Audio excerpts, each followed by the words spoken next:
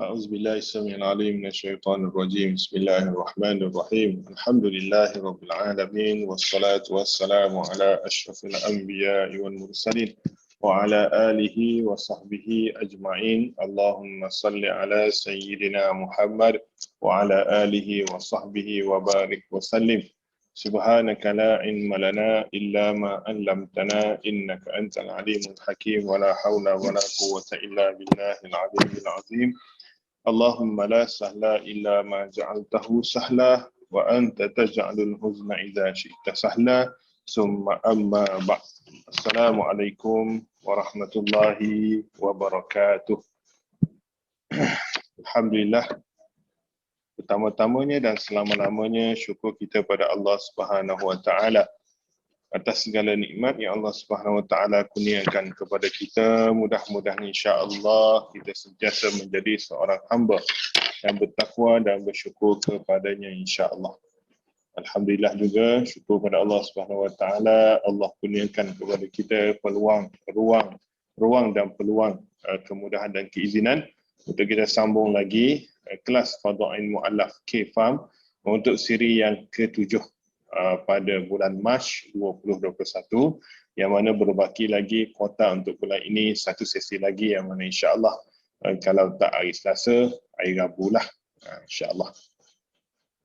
Jadi insya-Allah kelas kita pada malam ini iaitu bacaan buku teks fiqh tahap pertama.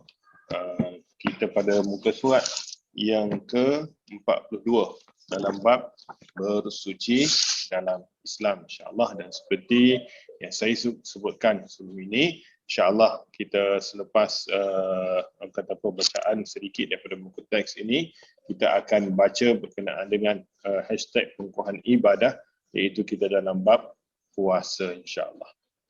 Jadi insya-Allah bismillahirrahmanirrahim kita akan mulakan kelas ini. Maka sama-sama kita mohon rahmat dan hidayah Allah Subhanahu Wa Taala, kita buka dengan surah Al-Fatihah dan seterusnya kita akan baca satu bacaan rutin kita iaitu At-Tahiyyat, itu tahiyat akhir insya-Allah. Al-Fatihah. A'udzubillahi minasyaitonirrajim. Bismillahirrahmanirrahim. Alhamdulillahirabbil alamin, arrahmanirrahim, maliki yaumiddin. إياك نعبد وإياك نستعين اهدنا الصراط المستقيم صراط الذين أنعمت عليهم غير المغضوب عليهم ولا الضالين آمين. التحيات المباركات الصلوات الطيبات لله السلام عليك أيها النبي ورحمة الله وبركاته السلام علينا وعلى عباد الله الصالحين أشهد أن لا إله إلا الله وأشهد أن محمد رسول الله اللهم صل على سيدنا محمد وعلى آل سيدنا محمد كما صليت على سيدنا إبراهيم وعلى آل سيدنا إبراهيم وبارك على سيدنا محمد وعلى آل سيدنا محمد كما باركت على سيدنا إبراهيم وعلى آل سيدنا إبراهيم في العالمين إنك حميد مجيد. Bismillahirrahmanirrahim. Bermula tajuk yang kelima buku fiqh tahap pertama untuk muallaf, iaitu soalan pertama, kenapa mesti bersuci? Okey. Kenapa mesti bersuci? Okay. Suci dengan bersih ada dua makna berbeza. Memang jalan dia sama sahaja, lebih kurang maksud dia, tapi makna dia berbeza. Bila sebut bersih ini, bersih dari segi mata kita. Itu cukup dengan lap tisu ke, maknanya kotoran tu hilang. Tapi bila sebut suci, suci ini menandakan dalam bab syar'i, bab syariat, ataupun disebut sebagai pandangan batin. Mana kena ikut suci ini, kena ikut pada sudut pandangan batin, pada pandangan syariat, bukan pandangan mata. Kalau pandangan mata, contohnya najis babi, contohnya anjing ke, kita tengok anjing tu kita buangkan, kita hilangkan, cukup, selesai. Okay. Tapi bila sebut suci, bila menyebut suci, Kalau najis anjing ataupun najis babi, maka kena buat macam mana? Okey, kena guna air tanah liat pertama, kemudiannya 6 kali simbahan ataupun gayung air mutlak. Itu adalah dalam bentuk, nak katanya bila apa maksud bersih, apa maksud suci. Okay. Kalau bab tu Englishnya clean lah, tapi clean ni boleh juga kata kalau clean ini satu bersih. Satu lagi clean kita boleh sebut yang bebas daripada rasuah dan sebagainya. Kalau wash, macam mana pula wash? Wash basuh, clean bersih. Okay. Kenapa mesti bersuci? Jawapannya adalah bersuci adalah syarat sah sesuatu ibadah, terutamanya solat. Okay. Sebab apa? Dalam solat ada 2 bab suci. Pertamanya, suci dalam solat adalah suci daripada hadas kecil dan juga hadas besar. Hadas kecil apa? Hadas kecil, kencing ataupun berak sebagainya. Hadas besar apa? Untuk lelaki, keluar air mani, mimpi basah ataupun bersetubuh. Kemudian yang perempuan apa? Bersetubuh, keluar air mani ataupun keluar 3 jenis darah, darah haid, darah nifas dan juga darah istihadah ataupun wiladah. Okay, itu namanya. Okay. Suci daripada hadas kecil besar, macam mana nak bersihkan? Yang suci daripada hadas kecil, kena berwuduk. Kenapa pula kena tak kencing? Kalau kencing, kita basuh dekat tempat kemaluan kita je lah. Kenapa siapa yang kena berwuduk sebagai? Itu namanya, saya sebut tadi, pandangan syariat. Bukan pandangan mata kita. Okay. Kalau kita kata syarah sah solat mesti suci daripada hadas kecil. Kalau kita dah hanya kita kencing sahaja,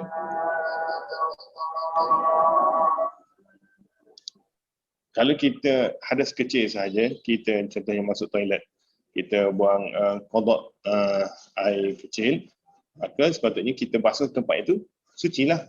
Tapi tak kena ambil wudu. Okay. Kemudiannya yang kedua, kat mana suci dia? Suci daripada najis. Suci daripada najis, pertama pada pakaian. Pakaian mesti bersih daripada najis. Suci daripada najis. Kemudiannya anggota badan. Kemudiannya tempat sujud. Itu kalau buat salat, dua kali menjadi syarat sah salat adalah mesti suci. Okay. Kemudiannya adalah bersuci menjadi punca penerimaan sesuatu ibadah. Bila menjadi syarat, nak tak nak kena penuhi syarat tersebut, baru ibadah diterima. Macam zakat juga. Zakat duit tersebut mesti suci. Pertamanya suci daripada benda-benda dosa, iaitu rasuah ke riba dan sebagainya. Yang kedua, suci daripada milik orang lain. Maknanya dia mesti milik dia sendiri sahaja, baru wajib keluarkan zakat. Tapi dalam bab kalau zakat ni tak adalah kata bersih daripada hadas kecil, hadas besar dan sebagainya. Cuma dia bab status duit tersebut. Okay. Bersuci hukumnya wajib kepada tiap-tiap mukallaf, lelaki dan perempuan. Okay. Maknanya bila kita jadi orang Muslim, nak tak nak kita sentiasa bersih dan suci. An-nazafatu minal iman, kebersihan itu sesuatu daripada iman. Dan juga innallaha jamilun wa yuhibbul jamal. Sebenarnya Allah ini cantik. Allah ini cantik, maka Allah menyukai sesiapa yang mencantikkan dirinya. Maknanya paling mencantiknya ini bukanlah make-up je, tapi mereka yang berwuduk sebenarnya, mereka yang membasahkan muka dengan sebab wuduk dan sebagainya, mereka di akhirat nanti akan keluar dengan muka yang bercahaya kesan daripada wuduk yang sempurna. Itu nak katanya dalam bab bersuci. Okay. Kemudiannya juga jadi wajib ini sebab contohnya dalam bab wuduk. Ada wuduk kita boleh solat tanpa perlu nak beratur. Ada wuduk boleh pegang Al-Quran. Ada wuduk kita boleh bertawaf. Okay. Kemudiannya adalah okay, soalan kedua, lawan kepada suci tadi, apakah erti najis? Apakah erti najis? Okay, najis ini kalau kita kata najis ni yang tu jelah, yang tahik tu lah. Yang English kata shit tu, tahik tu lah, itulah najisnya. Tetapi itu adalah pandangan awam. Okay. Pandangan awam, najis bermaksudlah benda yang kotor dan menjijikkan. Benda yang kotor menjijikkan, kita tengok dia tu je lah. Dulu mungkin kalian sebelum Islam, kalian kata, oh itu je lah. Najis anjing mungkin sama, najis babi, najis kucing, semua sama. Itu najis, semua najis. Okay. Kemudiannya, najis dari segi istilah ataupun dari segi syariat, itu benda kotor yang menghalang daripada sahnya ibadah seperti solat dan tawaf. Sebab kadang kita melihat adalah najis tu air kencing tu ataupun tahi. Okay. Tapi dalam Islam, sesiapa yang mengeluarkan ataupun qada air besar, qada air kecil, buang air besar, buang air kecil ini, dia juga adalah bernajis selagi mana dia tidak ambil wudu. Dia memang bersih. Dia bersih. Syarat dia memang kena bersih lah kemaluan depan belakang itu. Tapi dalam konteks syariat, dia adalah masih lagi belum suci daripada hadas kecil sebab tak ambil wuduk. Bila ambil wuduk, bila ambil wuduk, barulah terangkat hadas kecil dia.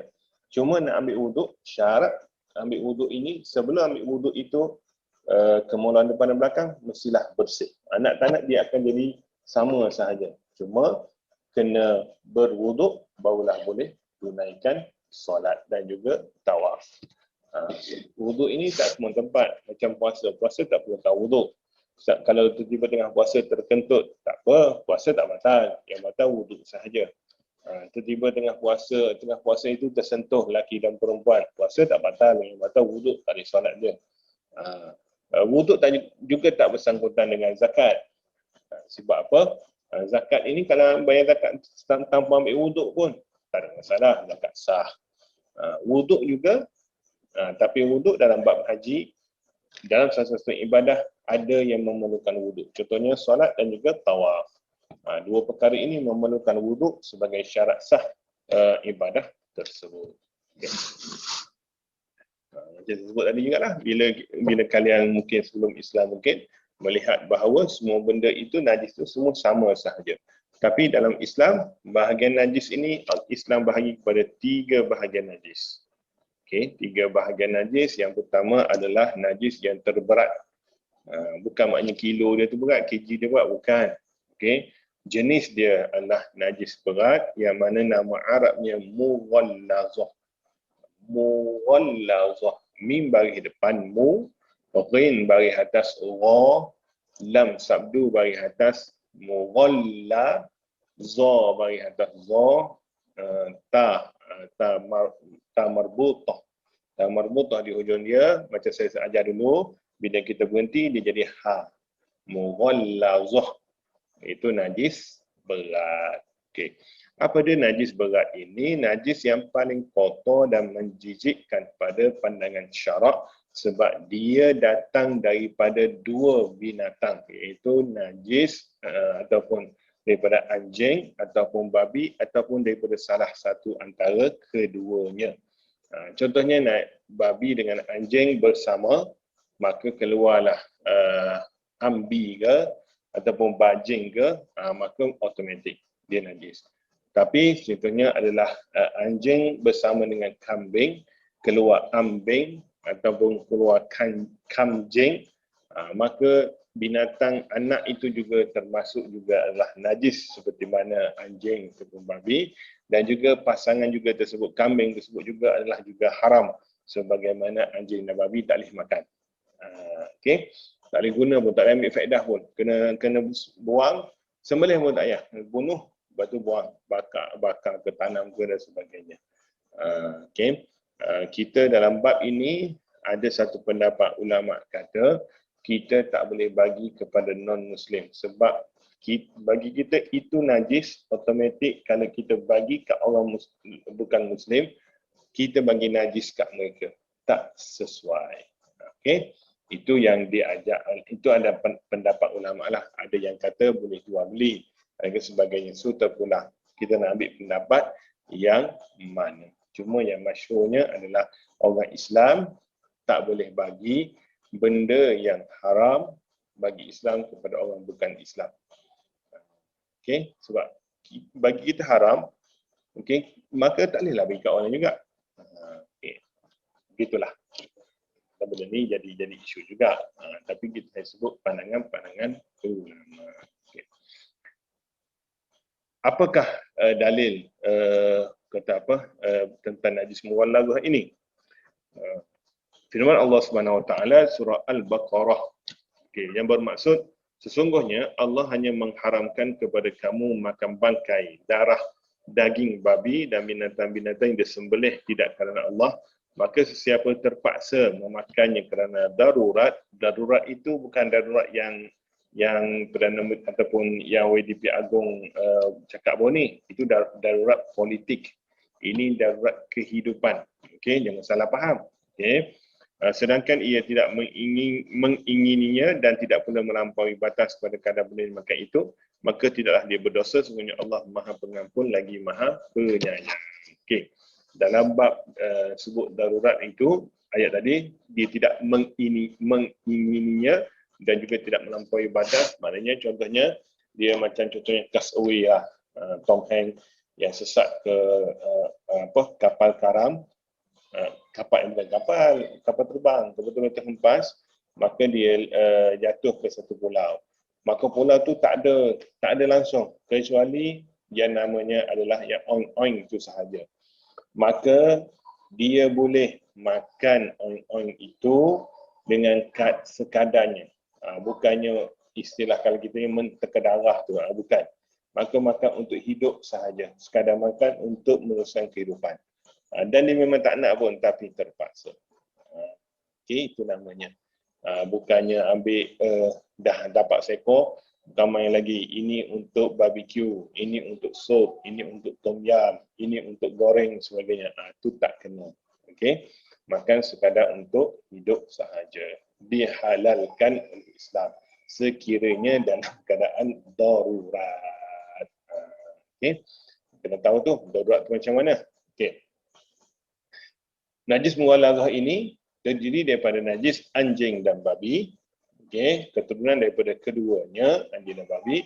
Keduanya, najis anjing dan babi ini meliputi seluruh badannya, termasuk daging, tahi, kencing, elio, kulit dan sebagainya. Maknanya, apa jua yang datang daripada keduanya. Jilatan juga termasuk. Cuma jilatan ini adalah kalau kita nampak, ia betul. Tapi kalau kita tak nampak, sama.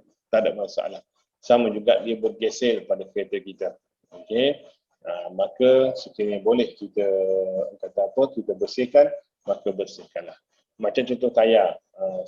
Saya dulu pernah Google pandangan Mufti KL, Mufti wilayah, dia kata kalaulah kita tengah berjalan, kita tengah naik kereta, tiba-tiba kita terpijak bangkai anjing yang mati aksiden sebagainya, maka adakah wajib untuk kita serpu tayar tersebut? Maka pandangan daripada Mufti wilayah, Suhul Samahah Mufti wilayah kata tak perlu, sebab kita tak tahu tayar yang mana, okay?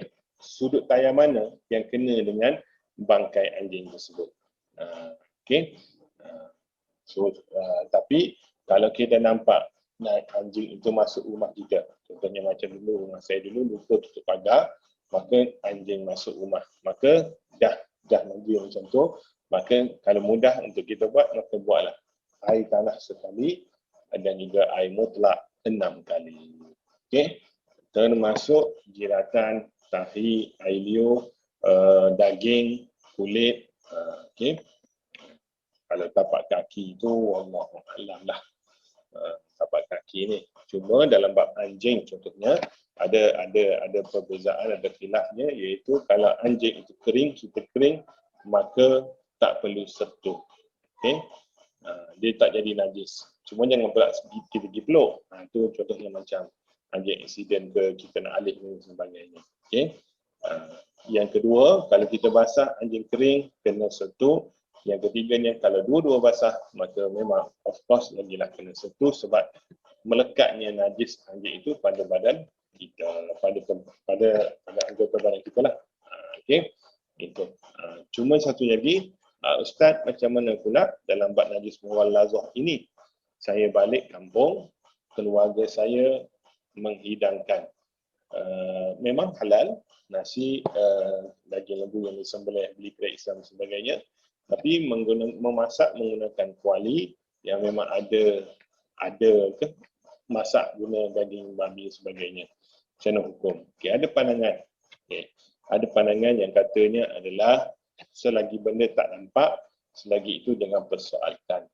Ada pandangan yang lain pula kata, kalau kita rasa ragu-ragu, was-was, tak apa, kita bawa pinggang sendiri, kita bawa mangkuk sendiri, kita bawa periuk sendiri. Ada kata macam tu. Okey, terpulanglah pada kita macam mana ikut ikut pandangan mata kita, ikut pandangan ilmu kita yang kita ada. Bahkan ada orang kata adalah untuk meraihkan, tapi saya tak setuju pandangan ini, pandangan ilmu saya lah, meraihkan, maka kita boleh makan sebagainya. Itu pandangan masing-masing. Okey, cuma pandangan ilmu saya lebih berpandangan bahawa di segi ilmu apa saya belajar, saya dengar sebagainya, saya kata tak nampak, tak apa. Okey. Dan juga kalau rasa memang kita mampu untuk beli periuk asing dan sebagainya. Sebab apa? Setiap kali balik kampung beli periuk baru. Balik sini takkan nak bawa balik. Nanti mak kata, alah kedekutnya kau. Datang balik beli periuk baru dia. Lalah kali Kak Muhammad tu periuk bertimbun. Okey. Terpulang pada kita. Ikut ilmu yang kita belajar. Okay. Cara menyucikan najis mughallazah saya sebut tadi adalah langkah pertamanya bukan guna tanah tu, bukan. Pertamanya adalah kalau dia najis, contohnya najis kencing babi ataupun anjing ataupun berak ataupun tahi, anjing babi ataupun darah mereka, okey. Pertamanya kena hilangkan najis tersebut. Kena ambil kain ke dan sebagainya, wallahu alam lah, pakai sarung tangan atau pakai sarung tangan siap-siap dan sebagainya, kena hilangkan najis tersebut. Yang keduanya, basuh 1 kali guna air tanah. Okey, kemudiannya basuh 6 kali guna air mutlak. Air mutlak ni apa? Kita belum baca lagi kan? Depan ni akan baca air mutlak, iaitu air yang tak pernah digunakan untuk berwuduk ataupun buat perkara-perkara lain. Maksudnya air tu pure, dia keluar benda-benda baik tu. Okey. Berkeluar benda baik tu adalah air mutlak, tadah gayung, simbah jirus. Simbah jirus ataupun guna paip, guna apa? Guna getah, guna hos. Okey. Macam mana kaedah ini dipraktikkan? Kaedah ini dipraktikkan bersumberkan kepada hadis Nabi SAW daripada Abu Hurairah radhiyallahu anhu, katanya Rasulullah SAW bersabda, sucikanlah bejana bekas milik kamu yang dijilat anjing dengan membasuhnya sebanyak 7 kali, dimulakan dengan mencucinya menggunakan air tanah. Okey, ini dalam konteks kita nampak bekas tersebut dijilat oleh anjing. Maka suci kalau bukan suruh buang, bukan, boleh cuci lagi, boleh guna, kalau boleh guna buang, bersihkanlah. Okey, bersih guna air tanah sekali dan juga air mutlak 6 kali. Okay. Isu-isu yang berkaitan dengan najis mughallazah, menyentuh babi yang kering ataupun basah dikira najis. Ini bab babi. Okay. Yang keduanya bab anjing pula, anjing menyentuh anjing yang kering dengan tangan yang kering tidak dikira sebagai najis, tidak wajib bersuci. Menyentuh anjing yang basah dengan tangan yang kering atau basah dikira najis, wajib bersuci. Maknanya kalau tersentuh babi dan sebagainya, maka wajib suci. Kalau tersentuh anjing, dua-dua kering, maka tak wajib suci. Kalau tersentuh anjing, salah satunya basah ataupun kedua-duanya basah, maka wajib bersuci. Islam membenarkan memelihara anjing. Jangan Islam tak adalah kejam sangat. Cuma Islam bagi kebenaran untuk kita bela anjing, pertamanya untuk berburu. Okey, bab buruan dengan anjing ini adalah anjing itu mesti terlatih. Memang kena latih anjing tersebut. Kalau kita nak beli pun kena beli anjing terlatih dengan berburu. Sebab apa? Kalau tertukar anjing dengan anjing yang jaga rumah sebagainya, takut dia pergi makan daging tersebut.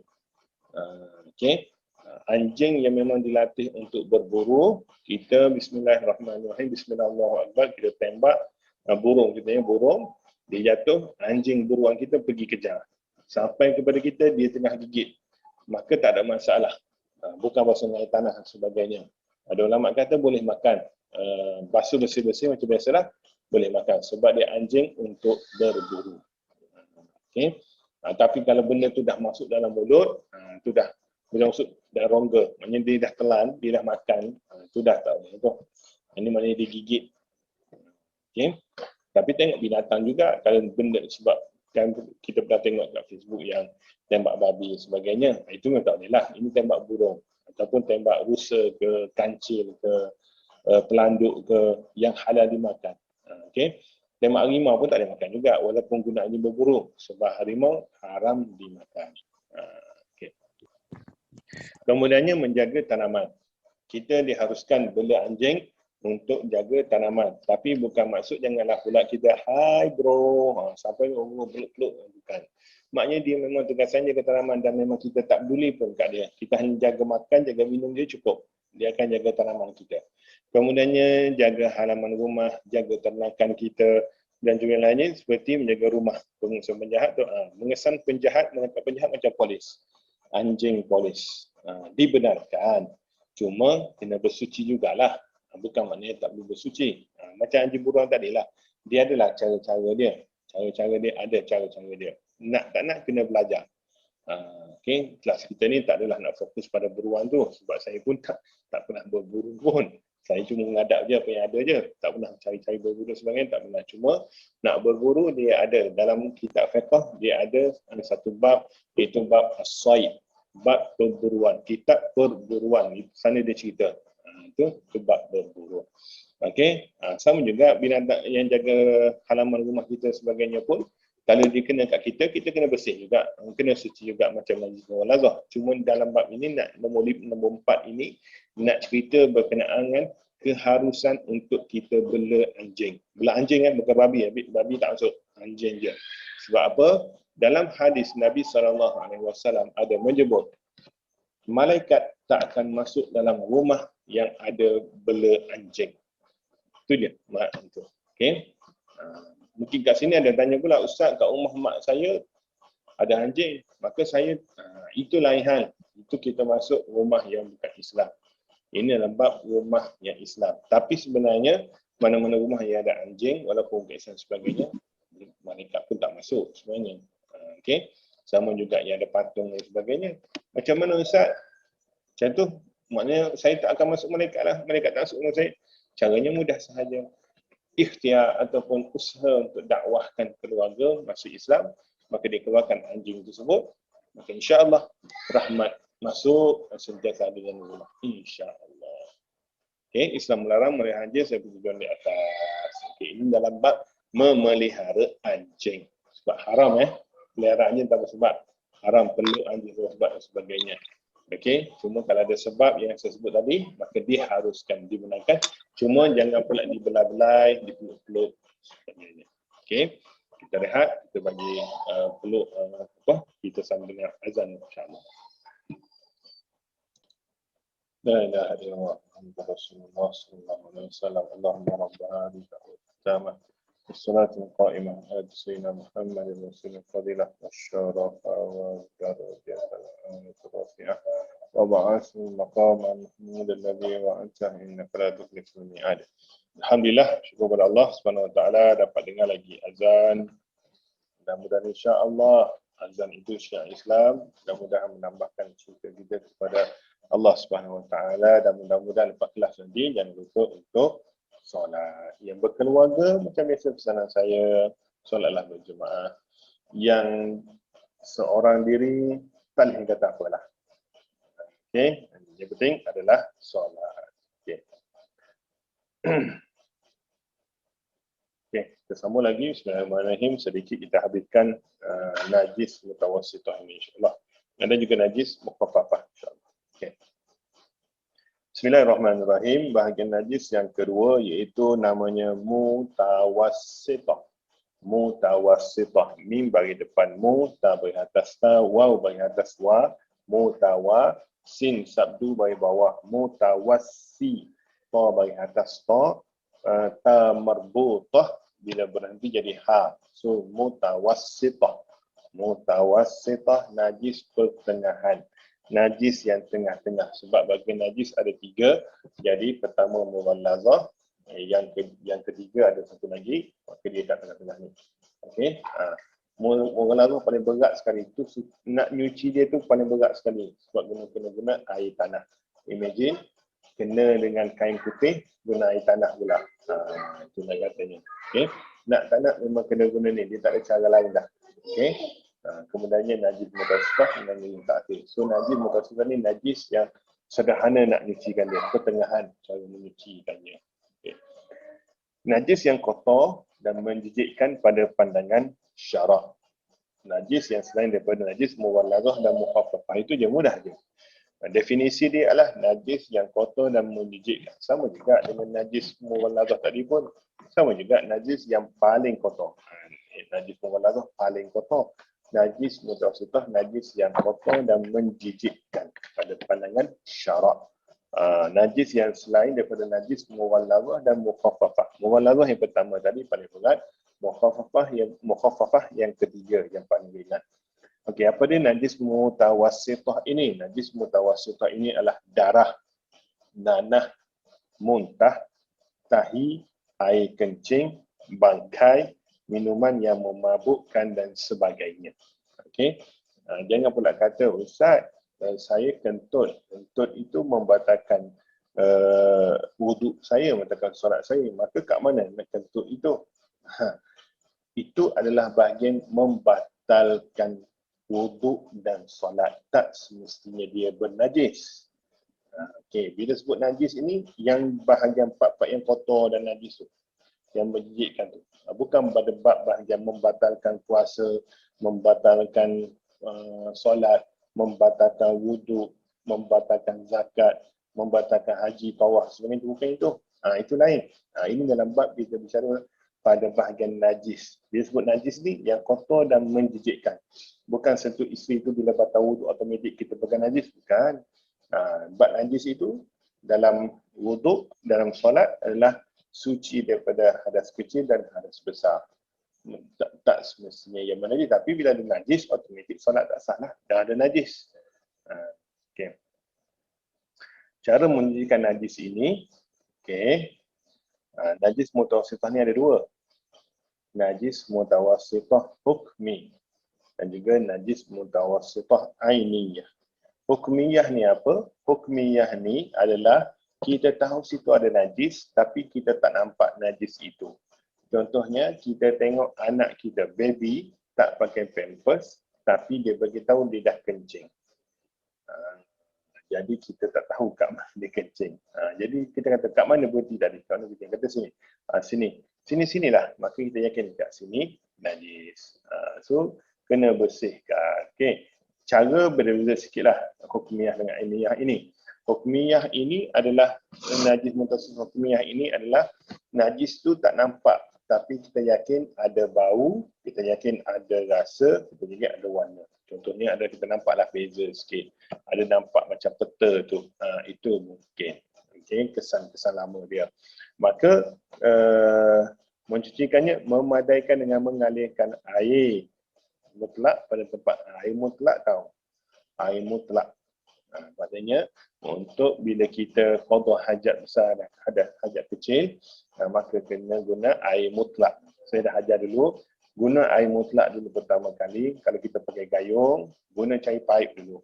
Cair paip bersihkan dulu bawah kemaluan kita, kemudian barulah guna air dalam gayung tu. Ataupun guna air gayung dulu, kemudian tutup dengan air daripada paip. Sebab kita tak tahu air yang dalam baldi tu, kita tahu air tu air apa dah. Maka kalau tu mudah ambil kadar air kat paip, maka guna air tu. Macam dulu rumah-rumah kampung dulu, dia ada macam kolah dalam bilik air ini, tapi kolah tu tinggi sebab dia tak nak bagi kita bila mandi air terpercik masuk dalam air kolah tu. Itu teknik rumah dulu. Okey. Kemudiannya najis yang kedua, najis mutawassithah ainiyah, iaitu kita nampak dengan pandangan mata kita memang ada kat situ.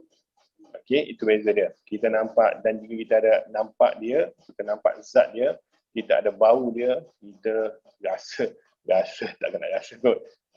Okey. Okey, cara mencucikannya hilangkan najis terlebih dahulu. Macam tadilah menjadi babi najis anjing dan babi tadi, okey, kita guna tisu ke, hilangkan najis dulu, lap dulu najis tu, kemudiannya jirus air, air mutlak, okey, air mutlak hingga hilang warna, bau dan rasa. Isu yang berlaku adalah kalau rumah kampung bolehlah sebab dia pakai lantai kayu. Bagaimana pula kalau rumah teres ke, rumah kat kondo ke, kat apartment, kat flat sebagainya tu, macam mana nak buat? Okey. Caranya adalah, yang penting adalah tempat najis itu dijiruskan, dihilangkan. Guna air mutlak. Bukannya satu rumah tu kita kena siram, bukan. Okey. Nak buat macam mana, buatlah apa yang kita rasa yakin bersih. Okey, mungkin kita jiruskan air, kemudian ambil kain lap terus. Kain tersebut dibilah dulu, kemudian yang buat sekali lagi, buat macam tu juga, 3 kali buat. Okey, sampai hilang rasa, hilang bau dan juga hilang warna. Okey. Isu-isu berkenaan najis mutawassithah, salah satunya tadi kita sebut adalah dia adalah bangkai adalah najis.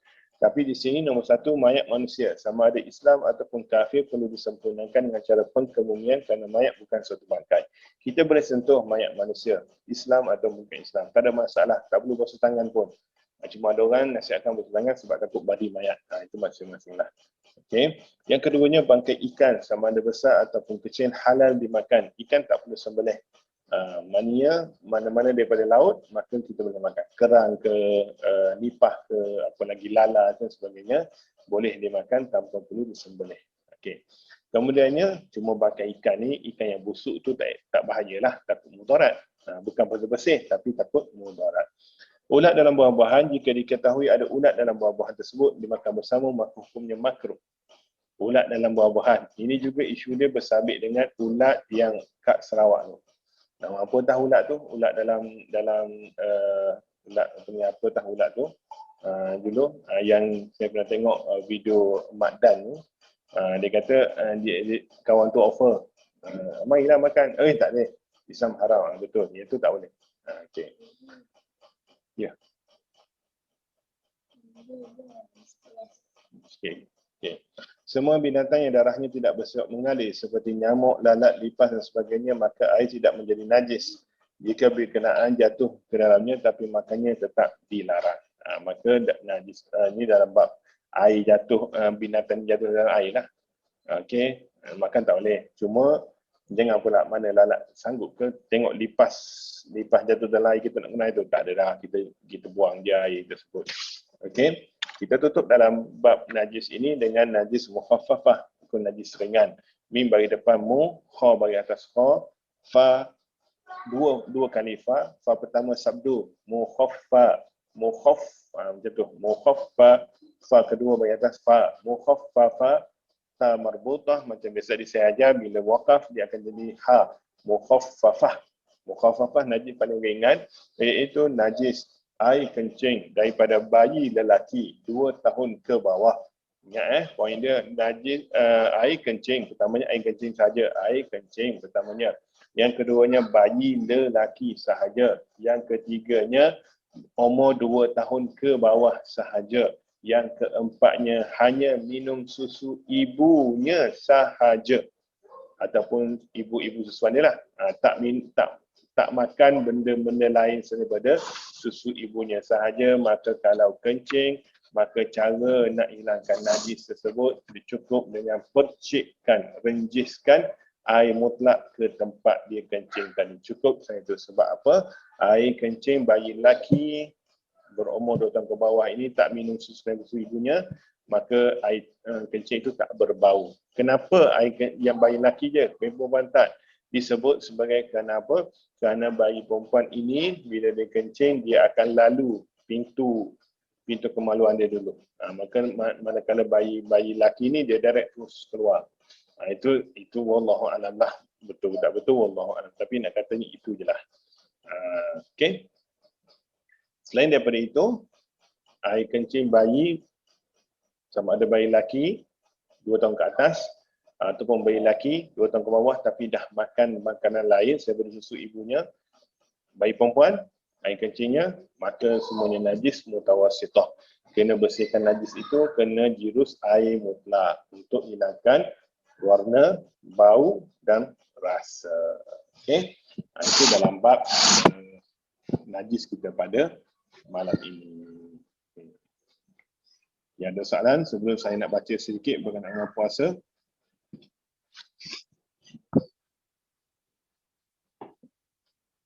Okey, ada soalan? Ada soalan ni.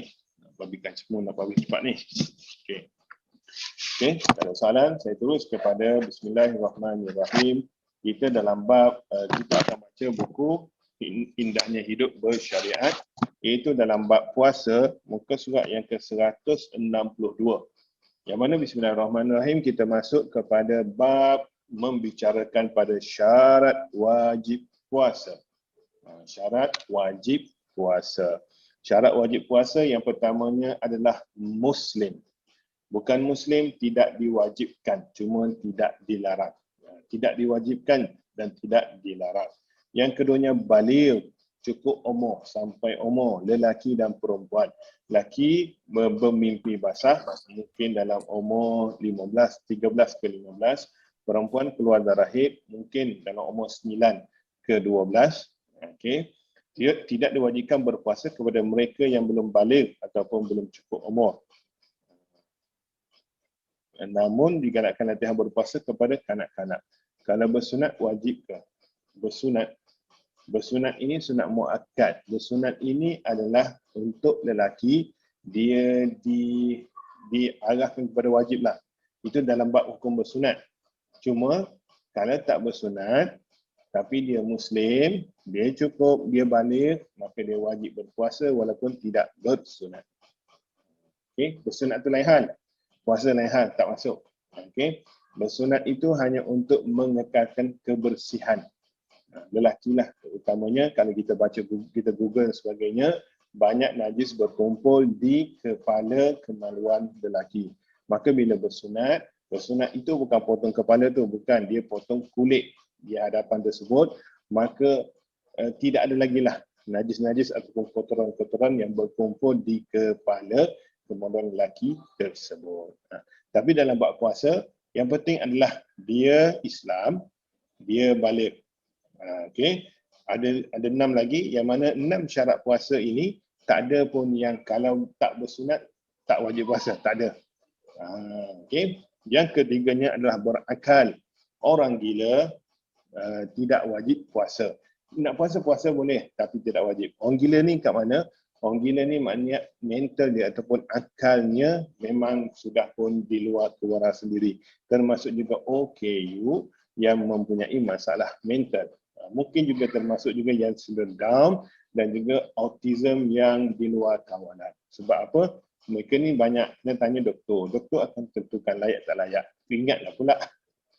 Allahumma salli ala Sayyidina Muhammad. Ingat Allah Sayyidina Muhammad. Ya Allah, ampunkanlah dosa beliau ya Allah. Okay, bawa dulu, pernah kami bawa sahabat kita ini pada bulan puasa pada bulan puasa ke klinik. Terima kasih kepada Thailand dan juga Seni Juli dan mereka yang terlibatlah untuk membantu saya, memudahkan usaha saya. Alhamdulillah, Allah kurniakan pelajar-pelajar yang memang sudi bantu saya susah dan senang. Alhamdulillah, syukur pada-Mu ya Allah, dan juga mudah-mudahan Engkau ya Allah memudahkanlah segala urusan mereka semua dan pelajar-pelajar saya semua insya-Allah. Okey. Kemudiannya adalah yang berkemampuan. Yang berkemampuan ini bukan dari segi harta, bukan. Yang berkemampuan ini dari segi tenaga. Okey, orang tua-tua yang memang tak boleh nak berpuasa, maka tak wajib puasa. Nak puasa dipersilakan tapi tak wajib. Okey, contoh sini adalah orang yang sakit ataupun uzur yang akan bertambah sakit dia kalau berpuasa, ataupun orang yang terlalu tua yang tidak mampu berpuasa tidak diwajibkan berpuasa.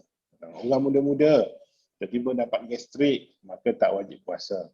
Cuma digalakkan kepadanya, cubalah berpuasa. Kenapa kamu tak berlatih sebelum puasa, sebelum Ramadan untuk berpuasa? Bila masuk bulan puasa, sibuk kamu kata kamu gastrik. Okey, tak kena tu. Okey. Kemudiannya adalah bermukim. Bermukim ini orang yang duduk di tempat tersebut. Musafir 90 km berjalan, maka tak wajib puasa tapi wajib ganti, wajib qada selepas Ramadan.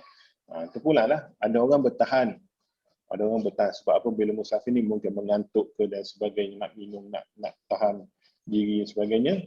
Okey. Sama juga isunya berlaku, Ustaz, saya musafir bersama isteri saya. Sampai di sana, saya dah buka puasa dah. Saya buka puasa tu bukan apa, sebab penat.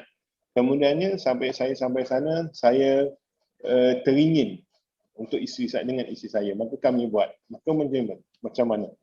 Okey, kalau dia mau musafir dengan alasan syar'i, maka tiada apa-apalah sebab dia harus. Okey. Tapi kalau dia mau musafir kerana tujuan tersebut, ada ulama kata dosa besar. Kena ganti dan juga ada kifarah dalam bab itu sebab berbuka puasa kerana berjimat, kerana bersetubuh.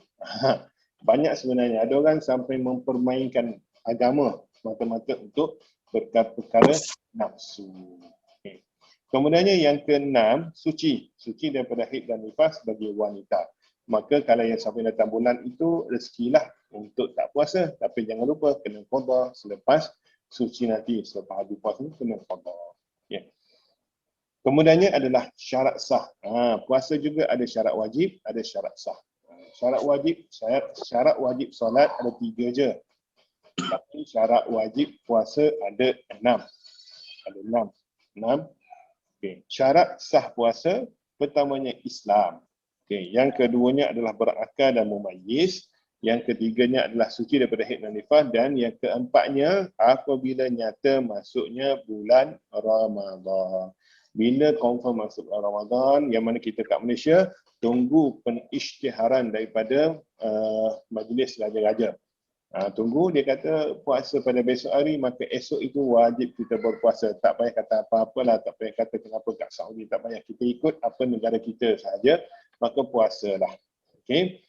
Itu tandanya dah masuk bulan Ramadan. Okey. Kemudiannya,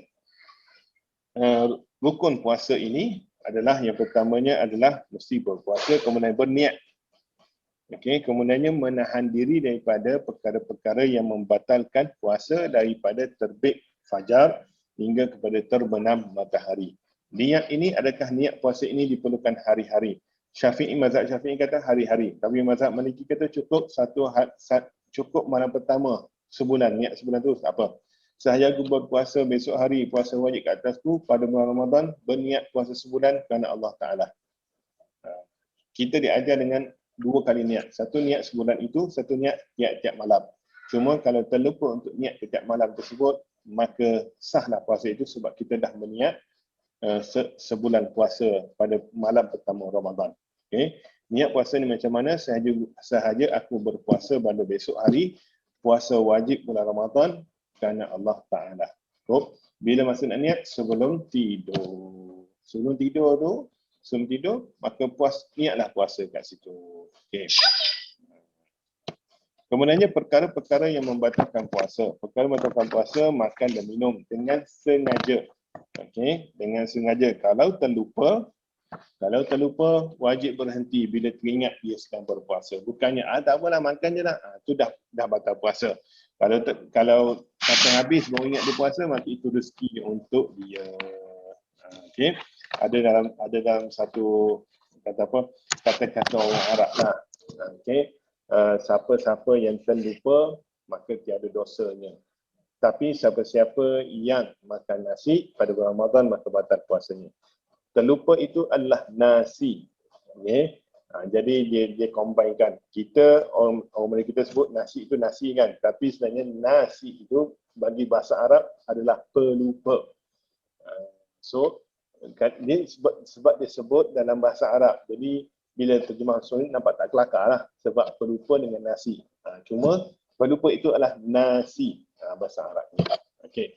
Kemudiannya memasukkan sesuatu benda dalam rongga yang terbuka. Rongga ni apa? Rongga ini satu mulut, hidung, mata, telinga, kemaluan depan, kemaluan belakang. So macam mana pula dengan suntikan? Masa mengenai masuk air. Ada ulama kata batal puasa sebab memberikan tenaga. Demam darah macam mana Ustaz? Ada orang kata demam darah dibolehkan. Ada orang kata demam darah ni makruh. Sebab demam darah ni menghilangkan tenaga. Takut nanti pengsan. Bila pengsan, mana? Oh, pengsan tak ni. Okey. Dia kata pengsan ataupun pitam membatalkan puasa. Okey. muntah dengan sengaja, keluar haid dan nifas. Keluar haid dan nifas ini adalah rezeki orang perempuan sebenarnya. Orang lelaki tak mimpi lah tak akan keluar.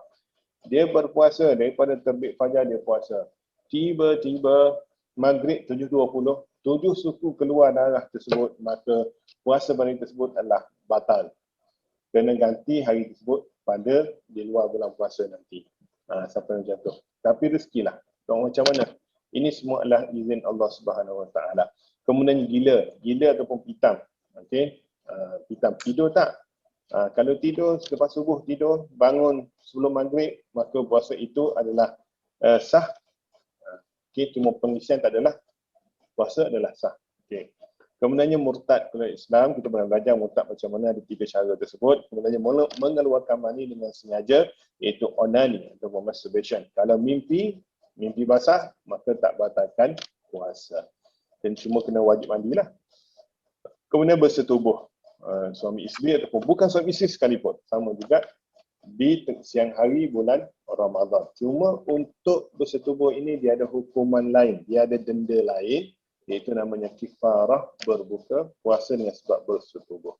Okey, perkara sunat dalam puasa. Perkara sunat dalam puasa, pertamanya menyegerakan berbuka puasa. Yang keduanya berbuka puasa menggunakan buah tamar dan juga air kosong sahaja. Okey, ataupun makanan manis. Kemudiannya membaca doa ketika berbuka puasa. Maghrib, bukan asar, bukan subuh, bukan zuhur. Okay. Kemudiannya melambatkan bersahur. Dulu baru ni puan Yati tanyakan buat imsak. Melambatkan berbuka puasa, melambatkan bersahur ini adalah contohnya subuh pukul 6 suku, maka kita start bersahur pukul 5.45. Okay. 5.45 kita berhenti makan pukul 6. So ada masa 15 minit lagi sebelum nak subuh. Maka 15 minit ini gunakanlah nak minum air ke, nak gosok gigi siap-siap.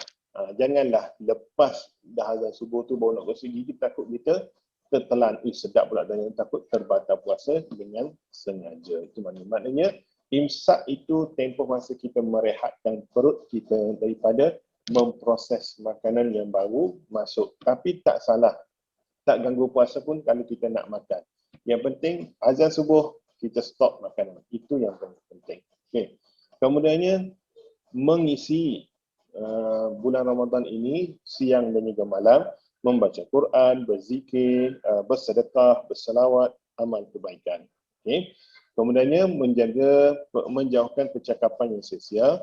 Kemudiannya bila contohnya suami isteri, bila malam itu dia bersama, maka cepat-cepatlah mandi wajib untuk mudahkan proses beribadah yang lain. Okay. Kemudian makruh ketika berpuasa, berbekam. Ini kata ulama kata berbekam ini makruh, maka automatik derma darah juga makruh. Berkumur-kumur pula tiap minit berkumur-kumur. Kemudiannya masukkan air ke dalam rongga hidung hingga mandi yang berlebihan juga makruh. Kemudiannya adalah merasa makanan berhujah. Boleh. Contohnya isteri-isteri nak masak kat rumah, maka nak letak sini. Makruh. Cuma yang power tu tak isi pun. Kalau tawar pun dia akan kata kat suami dia, "Alamak, saya puasa bang." Macam mana lagi? Okey. Menggosok gigi selepas gelincir matahari, maknanya lepas zuhur, gosok gigi. Sebab gosok gigi ini adalah dia akan memberikan rasa kepada mulut. Okey.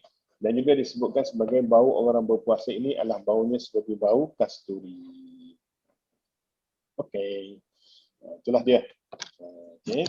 Kita dalam bab selesai untuk dalam bab tentang sunat wajib batalkan puasa. Okey, dalam buku ini dia ada isu satu lagi. Isu dia siapa dia boleh qada puasa, siapa dia boleh tanya, siapa dia kena qada puasa, siapa dia kena bayar fidyah hari tinggalkan, siapa yang kena qada dan kena bayar fidyah. Okey. Basic dia dalam bab ini, siapa yang meninggalkan puasa secara sengaja, sengaja dalam bulan puasa wajib qada. Itu basic dia, asas dia. Akan tetapi ada beberapa kategori yang mana dibenarkan untuk bayar fidyah sahaja. Iaitu contohnya adalah orang yang tua ataupun orang yang sakit yang memang tiada harapan untuk hidup. Maka dia kena bayar fidyah sahaja, tak perlu ganti puasa. Okey. Kemudiannya adalah Apa lagi? Di sini tak ada buku ni, tak cerita. Okey.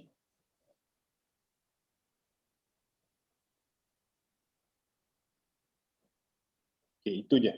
Okey. Orang yang memang tak perlu qada puasa, cukup bayar fidyah, ialah orang yang sakit tak ada harapan nak sembuh, orang tua yang lanjut umurnya memang tak mampu nak puasa. Orang tua ni lah, tenaga pun tak ada sebagainya, maka dia kena makan ni. Ataupun orang sakit yang terlantar tu, yang masuk air tu, sebagainya tu, itu juga yang tak perlu untuk qada puasa. Manakala yang sakit tapi ada harapan sembuh, maka wajib qada puasa selepas dia sembuh. Orang perempuan yang haid wajib untuk qada puasa. Dan juga orang perempuan yang mengandung ataupun yang menyusu sama juga. Ada yang kata wajib qada puasa, ada yang kata kena bayar fidyah. Dua-dua lah. Yang kata macam itulah, kena bayar fidyah. Okey. Ada yang salah faham, dia nak bayar fidyah aja. Okay. Tak berapa kena. Ada niatkan dalam hati nak cuba juga berpuasa. Sebab apa, kita kadang kita tak sedar, kita puasa sunat. Itu kadang saya kata biasa aja, siapa tanya saya kata puan biasa puasa sunat. Biasa, cuba lepas ni puasa sunat itu sebut sebagai puasa wajib qada bulan Ramadan. Tak payah niat puasa sunat, niat puasa qada sahaja. Mudah-mudahan insya-Allah sekurangnya kita dah usaha untuk mengqada puasa. Yang tua yang tak ada harapan nak sembuh, itu sahaja cukup bayar keluarga dia, bayar fidyah ikut beberapa hari dia tak puasa. Kalau sebulan dia tak puasa 30 hari, kalilah berapa satu hari kena bayar, kalikan 30, bayar. Bayar kepada, kalau kat Selangor ini, lembaga zakat Selangor. Okey. Cukuplah sampai itu untuk dalam bab syarat wajib, syarat sah, sunat dan juga batalkan puasa serta dalam bab qada ataupun fidyah. Okey, ada soalan?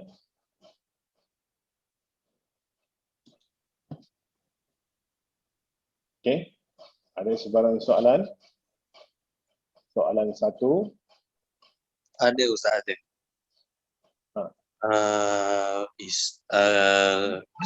Macam isteri saya dia menyusu badan. Jadi dia diwajibkan puasa ke tak? Sebab kalau dia macam ni, dia dibolehkan untuk tidak berpuasa pada bulan Ramadan, tetapi kena dapatkan nasihat doktor. Sebab ada orang perempuan yang dia kuat puasa dia, power dia kuat. Ada perempuan yang ni, dia kena tanya, bila dia buat check up dengan doktor, tanya doktor, isteri saya ni macam mana, agak-agak kalau menyusu nanti, kalau berpuasa susu dia kurang ke tak? Kalau dia kata tak ada, okey je semua, tak ada masalah pun, kena puasa ni, maka puasa. Mai kena puasa. Sebab benda ni tak tanya ustaz. Benda ni kena tanya doktor. Doktor yang akan tentukan dia boleh puasa ke dia tak boleh puasa. Doktor yang akan tentukan. Saya hanya ikut apa yang syariat bagi tahu sahaja. Cuma yang menentukan hanyalah doktor sahaja. Baik Ustaz. Lagi satu, kalau dia, let's say kalau doktor cakap yang betul lah, dia tak boleh puasa. Sebab saya ingat saya dulu masa saya universiti, dia ada benda yang kita kena buat kalau untuk menggantikan bayar dam ke apa. Saya pun tak ingat dah. Fidyah, namanya fidyah. Cuma macam saya sebut tadi, hanya yang tak ada harapan untuk hidup atau yang memang tak ada harapan untuk sembuh ataupun orang tua yang uzur sahaja yang tak perlu qada puasa. Yang lain semua qada puasa, kena qada puasa dan bayar fidyah. Dan masa yang sama, saya mengajar bahawa kalau biasa puasa sunat, jangan niat puasa sunat, tapi niat puasa ganti untuk puasa qada bulan Ramadan. Sebab ada orang perempuan, buat puasa sunat dia power, tak ada masalah.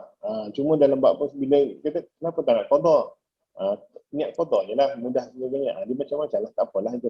Cuma untuk isu Ramadan ni macam ni dia. Macam tu je. Maksudnya kalau doktor kata, saya tak rasa dia mampu untuk puasa, nanti puasa dan sebagainya, okey, maka tak apa, kata kat dia pilihan untuk awak. Kalau awak nak puasa hari pertama, cuba puasa hari pertama, tengok baby macam mana. Kalau lain macam, baby menyusu lain macam, memang tak cukup sebagainya, tak apalah, tak puasa lah, buat macam mana, itu rezeki lah. Cuma nanti lepas dia dah habis menyusu nanti, kena puasa lah. Okey, macam tu je lah. Maknanya boleh berlatih sekarang ni, boleh berlatih ada sebulan lagi ni, boleh berlatih. Cakap kat dia, cuba puasa dulu. Puasa tu maknanya cuba hari ni tak makan, minum air je. Cuba macam mana, minum air je, jangan makan. Baby macam mana. Tapi dia sebenarnya dalam tempoh pantang, tu pun bahaya juga tu. Dia masih lagi dalam pantang, bahaya juga kalau tak makan tu. Dia jangan itulah. Maknanya dia bersalin ni, nifas pun tak ada lagi tu. Okey. Okey, soalan ni, bulan Ramadan saya terlupa niat sebulan. Saya terlupa niat pula. Okey. Ada ulama kata, bila bangun tidur dan bersahur itu sebenarnya dah niat puasa dah. Okey, dah niat puasa. Cuma kita tak boleh niat puasa sebulan lah, sebab puasa sebulan ni mesti hari pertama je. Hari selepas tu tak boleh dah.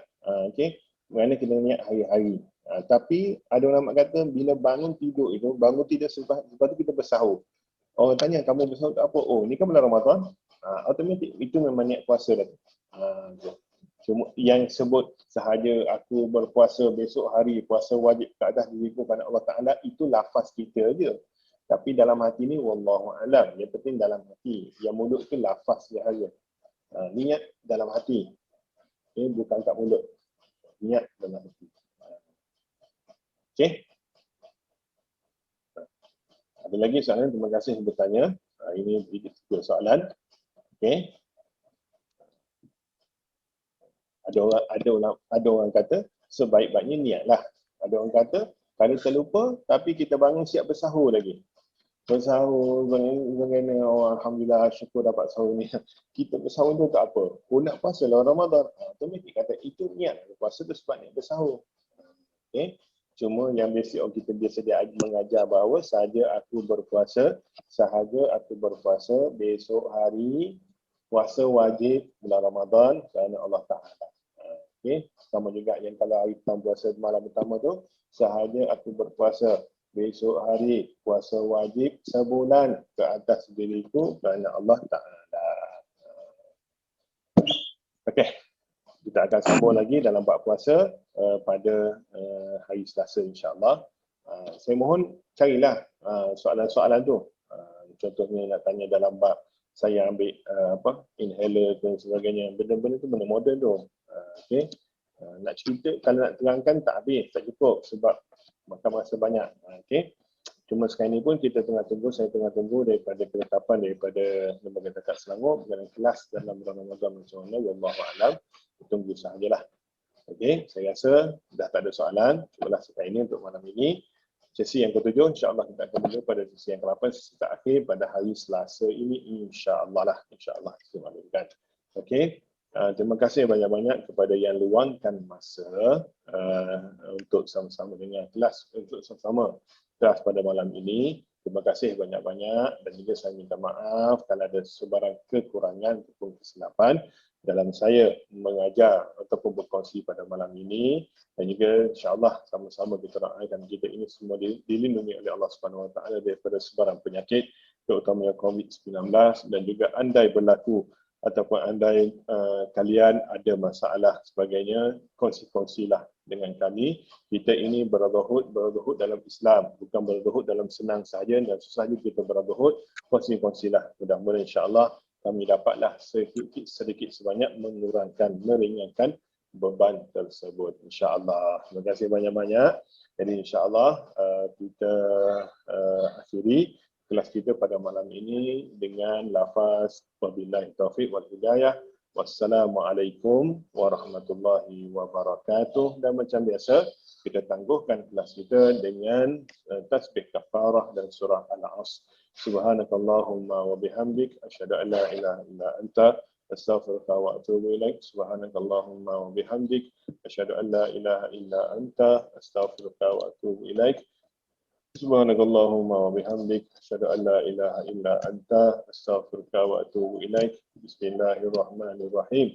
Wal 'asr innal insana lafi khusr illa alladziina aamanu wa 'amilus shalihat wa tawassaw bil haqqi wa tawassaw bis sabr.